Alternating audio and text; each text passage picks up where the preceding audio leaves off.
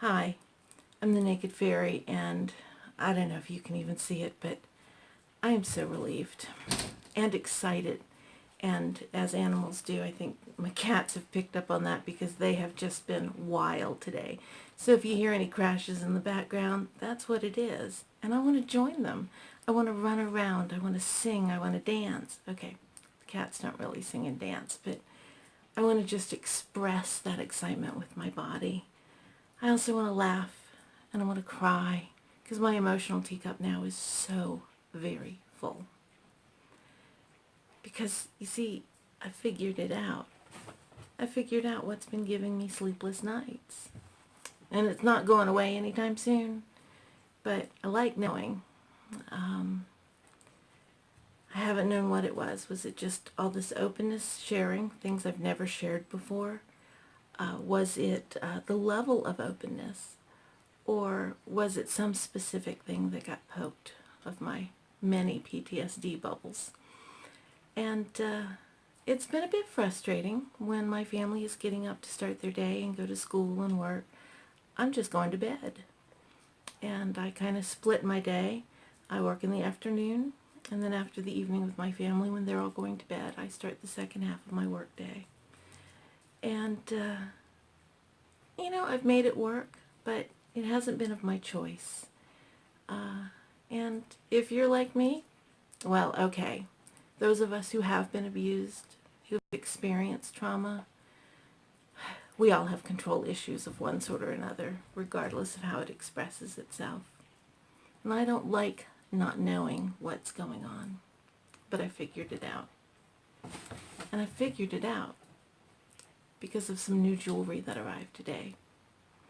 I do most of my shopping online, partly to preserve my energy and partly because, well, it takes time away from my family.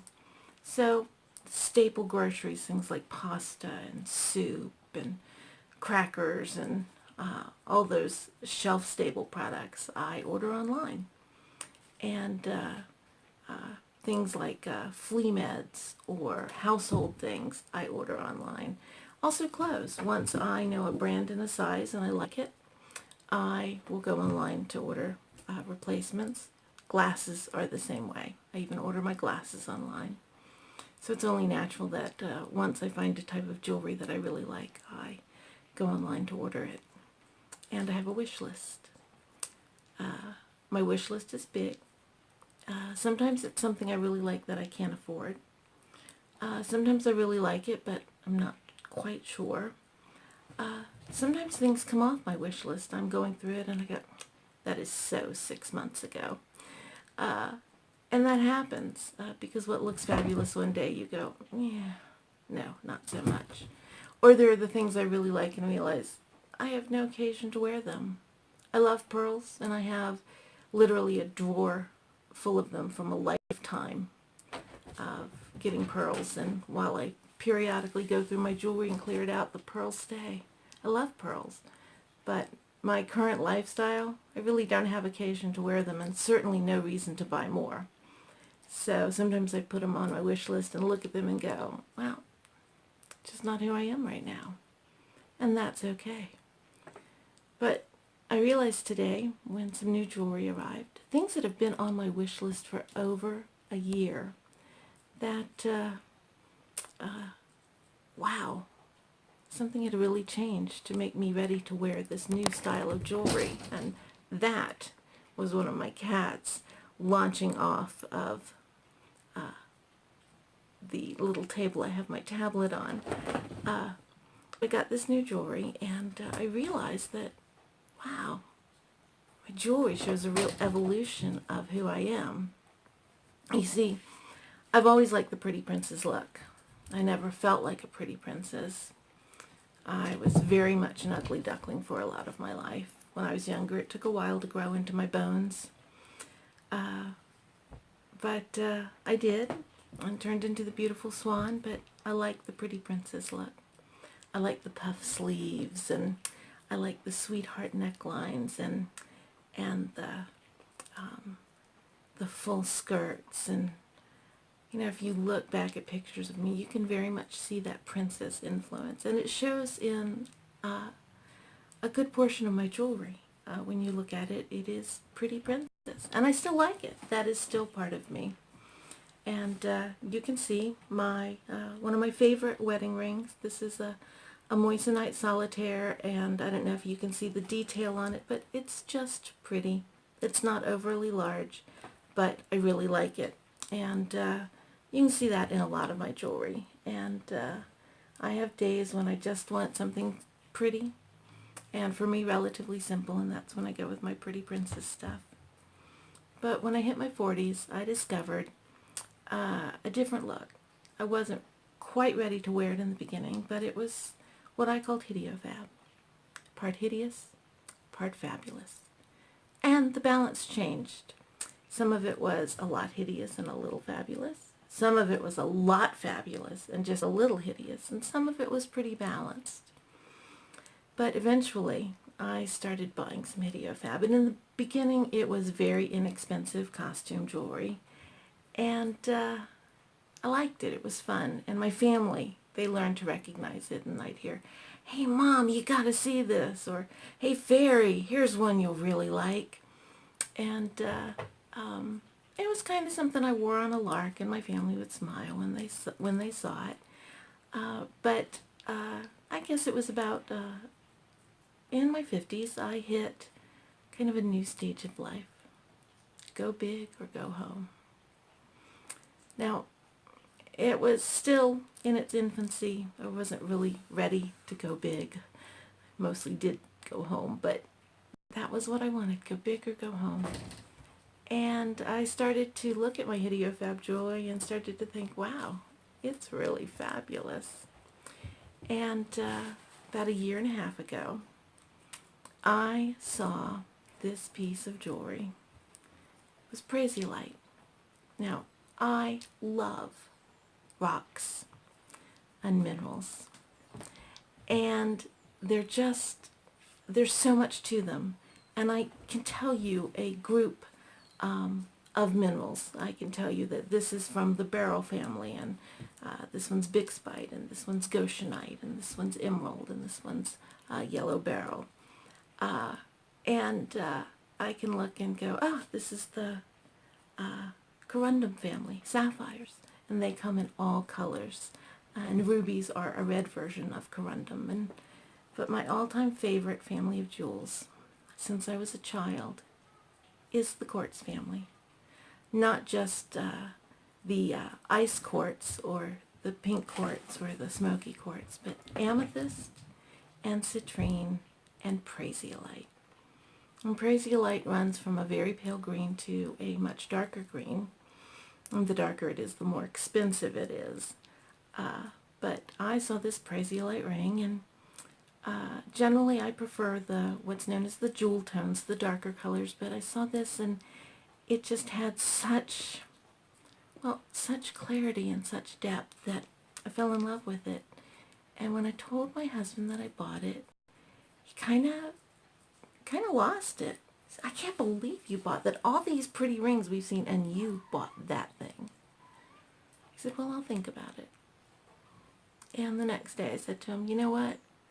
I didn't buy it because you didn't like it. I bought it because I liked it. And I'm going to get it. And if it's not me, if I look at it and it's too much," and I laugh at that now, too much, then, I'll return it. But let me get it and look at it." And he said, "That's reasonable." So I got the ring. And it's huge. It is absolutely huge. It's very tall because it's a deep stone and you want to get the light under there. And when I wear it, I like to just look at it and look at the sparkle.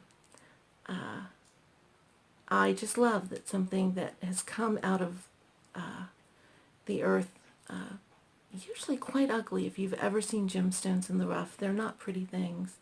But somebody saw that there was beauty underneath, and they polished it, and they cut it, and they set it. And I absolutely love, this is prasiolite with a light, what's known as orchid amethyst. I like all the shades of amethyst, and I love the prasiolite. And Praisiolite comes from one place. They get it from a mine in Brazil. And this is Praisiolite, and I love it. And I got it, and my husband looked at it, and he goes, I still don't like it, but I understand that it's you. And I like it because you like expressing yourself that way. And I've bought a number of the really large rings. I have a Mystic Quartz and also some Mystic Topaz. Also have, this is another one of the lighter colored amethyst with some garnet side stones, and I really like them, and bought a number of them. And when I wear them, my husband just kind of smiles and goes, yep, they're you. And they are. They're big, they're bold, they've got depth. But I've had some things on my wish list for a year, year and a half, and they were pretty. And I love them. But, you know, I wasn't quite ready, and some of them were a little pricey, but last week, a couple of them went on clearance. And, you know, the big look isn't for everyone. And so I'm very lucky that a lot of times if I wait, the really big, beautiful things I like will go on clearance. And so I splurged. And I bought this beautiful white zircon ring. Zircon for a lot of years, probably over a century, was the substitute for diamonds.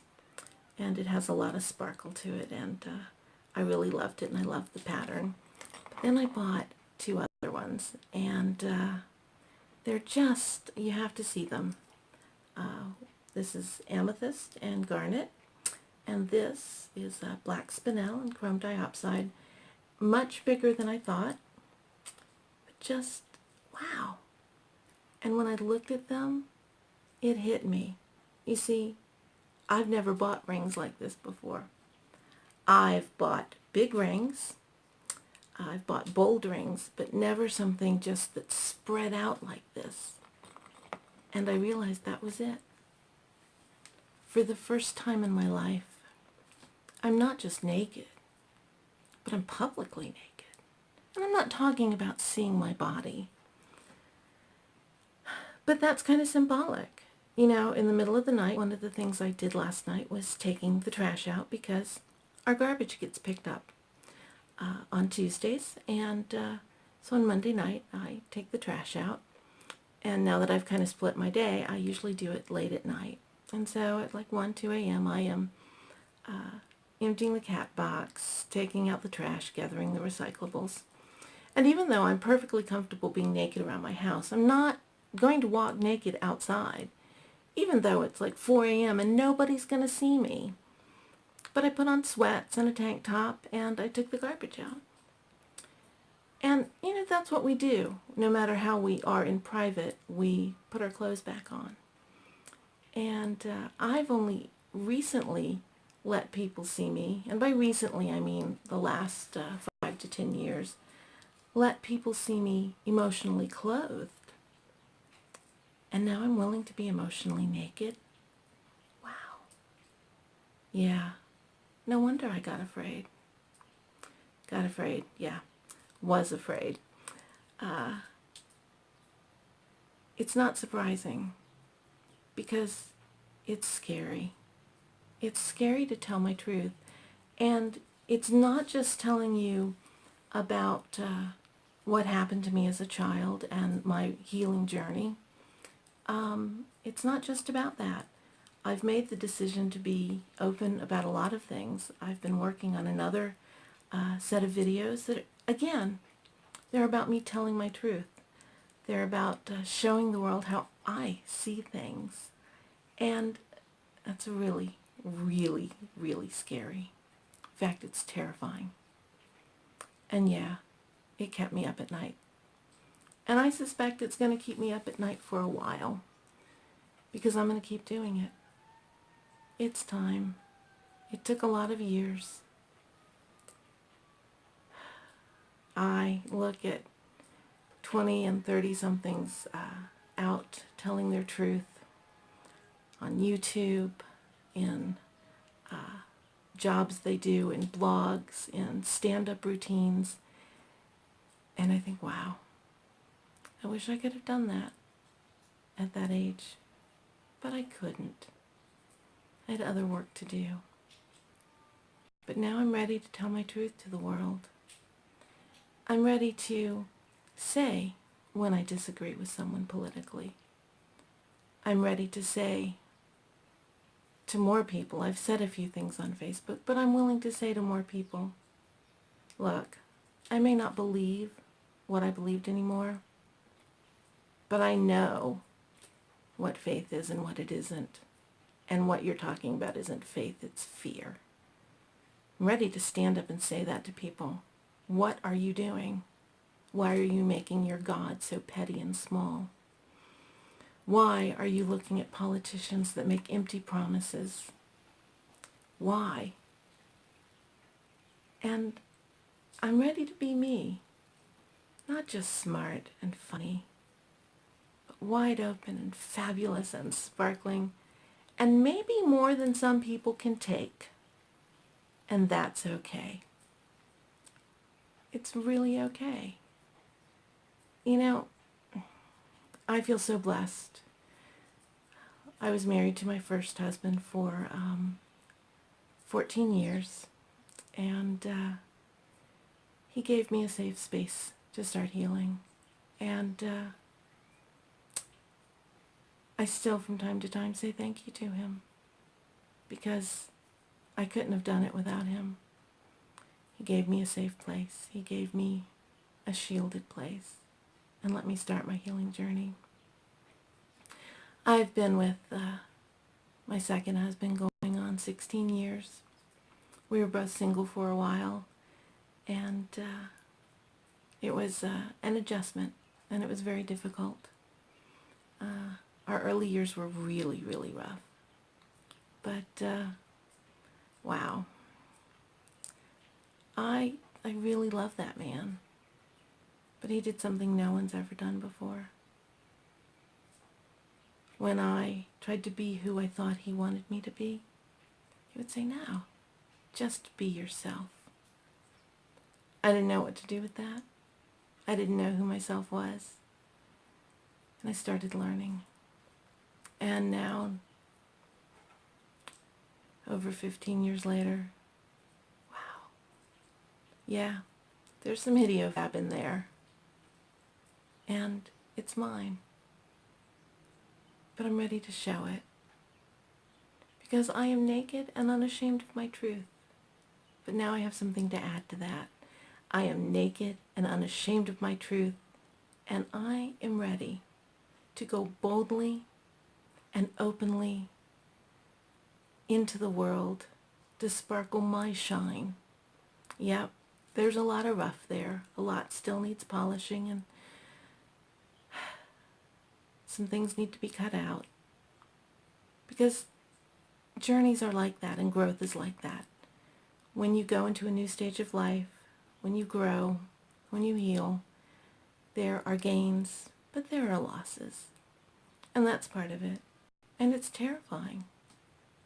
I am terrified, and it's no wonder that all my inner child's deepest fears just started screaming at me.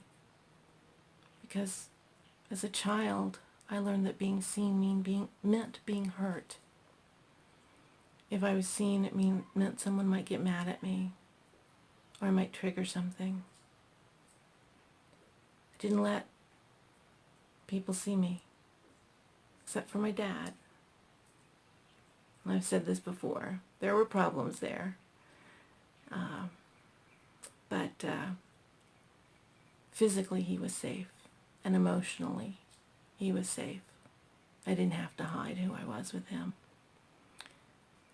There's a lot of reasons that I wish my dad was still around. It's been nearly 30 years.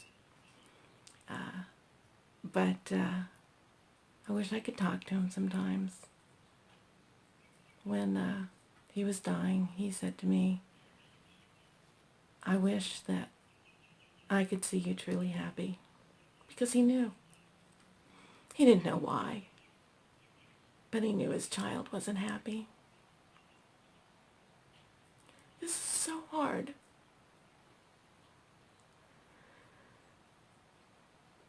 To just put my pain out there, to put my joy out there, to put myself out there, and to put my truth out there. I've been on discussions boards for a couple decades now, and I know how people are. I know still relatively few people are seeing my videos, but there's going to come a time when someone does, and it's not going to be pretty. And that's okay. That's okay. And it's okay that the way I express myself isn't something my husband always likes. But I appreciate that he likes that I'm doing it. That's huge. That's huge. That he doesn't like something and doesn't say don't do it. Or I'd really rather you didn't. He says, I'm glad to see the pleasure that it gives you. I'm glad to see how happy you are when you look down at that ring and you see the beauty. I don't know where this is going to take me, and that is probably the scariest of all. But I'm going to be here, and I'm still going to be naked, and I'm still going to be unashamed, and I'm going to be open, and it's going to be beautiful. And some of it is going to be hideofab, and I'm going to love that too, because I'm ready. Scared? Terrified. But I'm ready. I suspect it's going to be a while before I'm comfortable. Not just this, but some of the other things I'm working on. It's going to be a while. But I'm naked and unashamed of my truth. And I'm ready to let the world see me. I'm ready. Scared, but ready. So always remember, wherever you are on your healing journey, if you're still under the covers and trying to peek out, if you're taking that first step out the door, if you're telling your story for the first time, wherever you are, if you've told it and you're starting to shine, please remember that clothing is always optional. And the choices you make in that clothing, well, they're yours. And it's optional. But consent is always required. It's not optional. Never. You lost your consent, you lost your power. However you express it, in your clothes, in your jewelry, in your career choices, in your relationships. It's yours to own again. Who you are is ready to sparkle and shine. And if you're watching this, I'm glad that I get to show you how sparkly and shiny it can be. Even if you don't care for my sparkle and shine, it's still shiny. So clothing is optional. But consent is not.